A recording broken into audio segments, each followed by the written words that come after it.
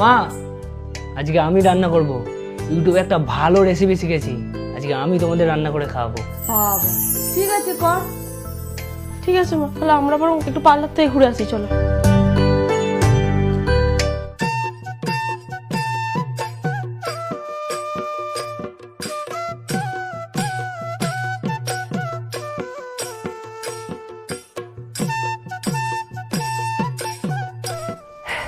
চলো, রান্না কমপ্লিট।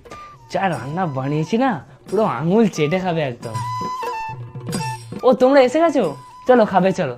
আমরা খেয়ে এসেছি রে বাবু। কি বললে? তখন থেকে যে তোমাদের জন্য এত কষ্ট করে রান্না করলাম আর তোমরা বলছো বাড়ি থেকে খেয়ে চলে এসছো। আগে বলতে পারতে। বাবু, খাবার বেড়ে ফেলেছি, খাবি আর? না গো মা, খাবো না, বাড়ি থেকে খেয়ে এসেছি।